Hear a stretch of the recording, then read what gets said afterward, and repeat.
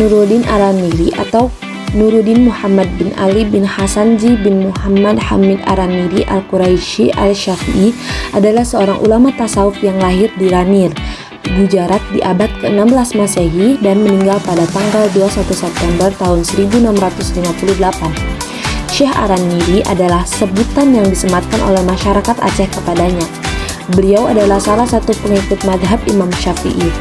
Nuruddin adalah warga India yang memiliki keturunan Arab. Ibunya merupakan wanita Melayu asli, sedangkan ayahnya adalah seorang imigran Hadrami yang sudah terbiasa hijrah ke wilayah Asia Tenggara. Nuruddin Araniri pertama kali mengunjungi kawasan Aceh pada tahun 1637. Setelah kedatangan yang kedua kali ke Aceh, beliau dikukuhkan sebagai mufti di kerajaan hingga tahun 1644 Masehi. Nuruddin dikenal sebagai ulama yang sangat cerdas. Beliau menguasai ilmu sufi, ilmu kalam, fikih, hadis, sejarah, dan perbandingan agama. Nuruddin juga cakap dalam ilmu kebahasaan. Beliau menguasai beberapa bahasa, diantaranya bahasa Arab, Gujarat, Persia, dan Melayu.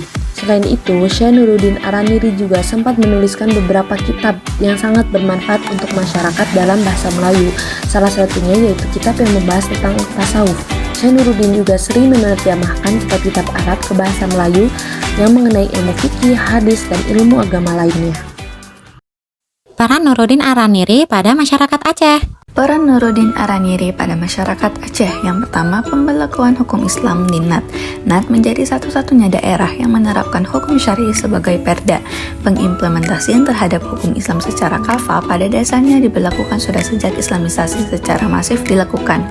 Salah satunya di Orde Nuruddin Araniri yang mempunyai andil besar guna mempengaruhi kebijakan Sultan Aceh Darussalam. Kedudukan sebagai mufti setidaknya mengangkat bargaining position pengimplementasian Qanun Al-Hashi. Elemen masyarakat Aceh saat ini seakan-akan tidak ingin kehilangan islamisasinya. Maka atas status keistimewaannya dan sudah menjadi tradisi pemberlakuan hukum Islam, maka pemerintahan pusat mengesahkan RUU Keistimewaan Aceh menjadi UU nomor 11 tahun 2006. Yang kedua, penentangan paham wujudiyah. Salah satu peran penting Syekh Nuruddin Araniri di Aceh adalah menentang paham wujudiyah yang dianut oleh Hamzah Fansuri dan Syamsuri As-Sumatrani. Syekh Nuruddin Araniri menganggap paham ini berbahaya bagi akidah umat Islam, terutama bagi yang memeluknya, karena dapat menimbulkan kesalahpahaman dan fitnah. Ia berusaha membersihkan ajaran-ajaran sufi dari pengaruh paham wujudiyah dan mengembalikan kejernihan tauhid dalam pemikiran Islam.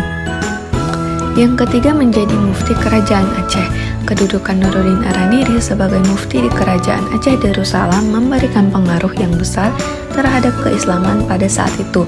Beliau merupakan orang kedua di kerajaan Aceh setelah Sultan Iskandar Sani. Beliau mempunyai posisi tawar yang tinggi di kerajaan, setidaknya dalam mengambil keputusan strategis. Seakan-akan beliau seperti patih atau perdana menteri. Pemikiran tasawuf Nuruddin Araniri. Nuruddin Araniri menentang ajaran wujudiyah dengan menganggapnya sebagai bagian dari aliran sesat, sejalan dengan sekte-sekte heterodoks di India dan di Tibet. Ada 5 alasan utama yang diutarakan Araniri dalam kritiknya terhadap doktrin ini. Yang pertama, menurut Araniri, pandangan Hamzah Fansuri tentang Tuhan, alam, manusia, dan hubungan antara ketiganya tidak jauh berbeda dari ajaran para filsuf Zoroaster, bahkan Brahmanisme. Yang kedua, Araniri menilai ajaran wujudiyah tentang imanisasi Tuhan sebagai sesat. Ia menyamakan ajaran ini dengan aliran Tanasukiyah, Hululiyah, dan Ittihadiyah. Ia mengkritik 2 kitab karya Hamzah Fansuri, yaitu Al-Muntahi dan Asrar Al-Arifin, serta kitab Mi'raj Al-Muhaqqiqin. Ketiga, Araniri menganggap ajaran wujudiyah yang menyatakan bahwa Tuhan adalah wujud yang sederhana, serupa dengan pandangan para filsuf yang dianggap menyimpang dari ajaran Islam. Yang keempat, menurut Araniri, wujudiyah mengajarkan bahwa Al-Quran adalah makhluk yang diciptakan, yang sejalan dengan pandangan kaum Qadariyah dan Mu'tazilah. kelompok-kelompok yang dianggap menyimpang, meskipun Hamzah Fansuri dan Araniri sepakat bahwa golongan yang menyimpang Al-Quran sebagai makhluk adalah sesat. Araniri mengidentifikasi Fansuri dengan aliran sesat lainnya.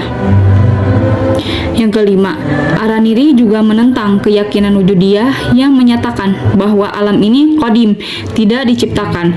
Pandangan yang ia kaitkan dengan sekte Jahmiyah dan ia menganggapnya bertentangan dengan ajaran Islam. Pandangan-pandangan ini menunjukkan betapa kuatnya kritik Araniri terhadap doktrin wujudiyah.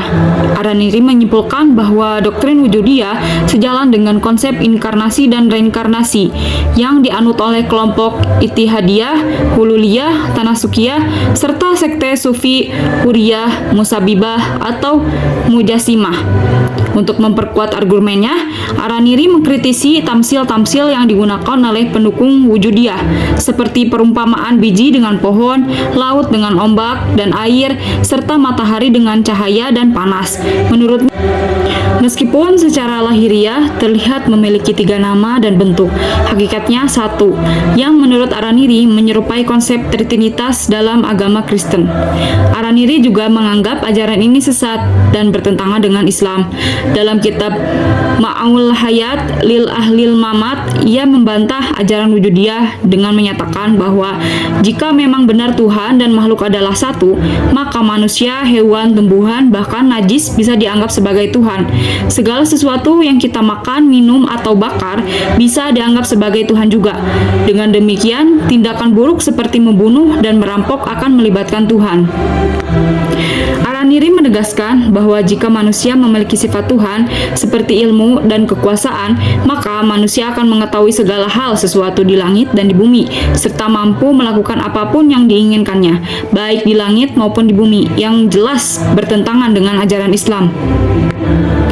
Araniri melanjutkan kritiknya terhadap ajaran wujudiyah, khususnya pandangan wujud Allah adalah wujud makhluk dan wujud makhluk adalah wujud Allah. Menurutnya, pandangan ini hanya mungkin terjadi melalui 4 kemungkinan. Yang satu, intikal, yaitu perpindahan wujud Allah ke makhluk, seperti seseorang berpindah dari satu tempat ke tempat lain. Yang kedua, ittihad, yaitu 2 wujud menjadi satu, seperti bersatunya emas dengan tembaga. Yang ketiga, hulul, yaitu wujud Allah yang masuk ke dalam makhluk, seperti air yang mengisi kendi. Yang keempat, ittisal, yaitu wujud Allah yang terbentuk dengan makhluk, seperti manusia dengan anggota tubuhnya. Araniri menegaskan bahwa keempat kemungkinan ini tidak mungkin terjadi kepada Allah dan tidak masuk akal. Araniri juga memiliki ajaran tasawuf. Yang pertama ada ajaran tentang ketuhanan, yang kedua ajaran tentang alam, yang ketiga ajaran tentang ruh, yang keempat tentang manusia, yang kelima tentang hubungan syariat dan hakikat. Ajaran yang pertama tentang ketuhanan. Ajaran ini bersifat kompromis atau tidak menuntut. Ungkapan ini juga diungkapkan oleh Ibnu Arabi, yaitu wujud Allah dan alam yang esa, berarti bahwa alam ini merupakan sisi lahiriah dari hakikatnya yang batin, yaitu Allah. Sebab sama seperti hanya ada satu wujud, yaitu Allah, dan tidak bersatu dengan alam. Yang kedua tentang alam. Alam ini diciptakan Allah melalui tajalli.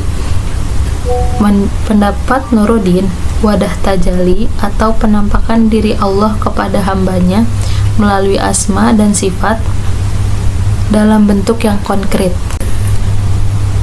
Hal ini bisa terjadi pada orang yang sudah mencapai tingkat tinggi secara batiniahnya. Yang ketiga, pendapat Nuruddin Araniri mengenai roh. Roh itu adalah dari alam arwah dan memerintah serta menggunakan jasad sebagai alatnya. Sedangkan bedanya dengan jasad adalah jasad itu berasal dari alam khalq atau alam ciptaan yang dijadikan dari anasir materi. Ajaran tasawuf yang keempat yaitu mengenai manusia. Menurut Nuruddin Araniri, manusia adalah makhluk paling sempurna di dunia, sebab manusia merupakan khalifah Allah di bumi yang dijadikan dengan citranya. Nah, manusia juga sebagai insanul kamil. Manusia berbeda dengan makhluk Allah yang lain, karena Allah memberi akal kepada manusia. Manusia juga dapat merealisasikan asma wa sifat Allah. Ajaran yang terakhir dari Nuruddin Araniri yaitu tentang hubungan syariat dan hakikat. Menurut Nuruddin Araniri, hakikat dan syariat itu tidak bisa dipisahkan, karena syariat adalah cara melaksanakan ibadah kepada Allah, sedangkan hakikat yaitu artinya engkau beribadah seakan-akan melihat Tuhan, dan seandainya engkau tidak melihat Tuhan dan percaya bahwa Tuhan melihatmu. Karya-karya Nuruddin Araniri. Terdapat banyak karya-karya Nuruddin Araniri dari berbagai macam ilmu. Di antaranya yaitu ada ilmu fikih. Dalam ilmu fikih, Nuruddin Araniri menulis kitab Shirathul Mustaqim yang artinya jalan yang lurus. Di dalamnya, Nuruddin Araniri membahas ilmu fikih yang berkaitan dengan ibadah seperti sholat, zakat, puasa, haji, dan lain-lainnya.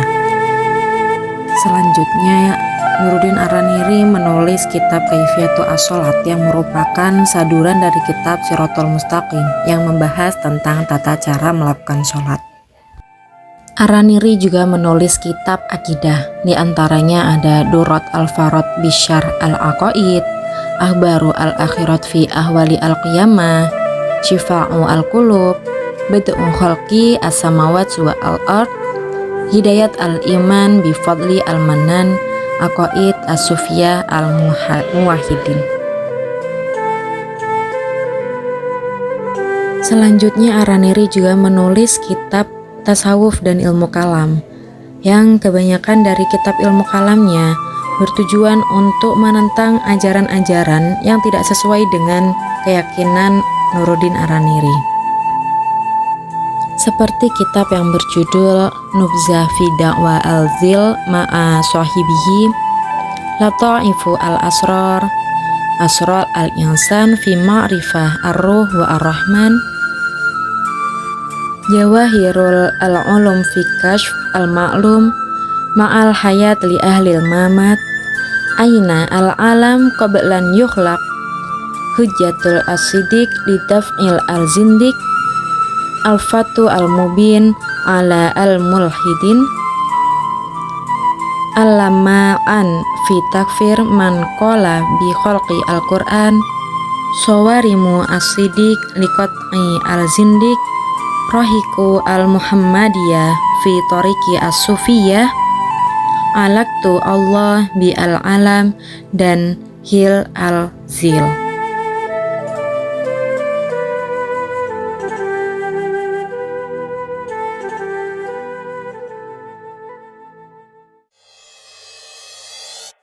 Selanjutnya, Araniri juga menulis tentang kitab sejarah yang diberi judul Bustanu As-Salatin fi Dzikri al-Awwalin wa al-Akhirin, yang artinya Taman Para Raja tentang riwayat orang-orang terdahulu dan kemudian. Kitab ini membahas masalah sejarah seperti kejadian langit dan bumi, sejarah nabi, dan lain sebagainya. Kemudian Araniri menulis kitab perbandingan agama, Tibyan fi Ma'rifah al-Adyan, yang berarti penjelasan dalam mengetahui agama-agama. Seperenam dari kandungan kitab ini merupakan kecaman yang ditujukan kepada kedua tokoh Wujudiyah, yakni Hamzah Fansuri dan Syamsuddin.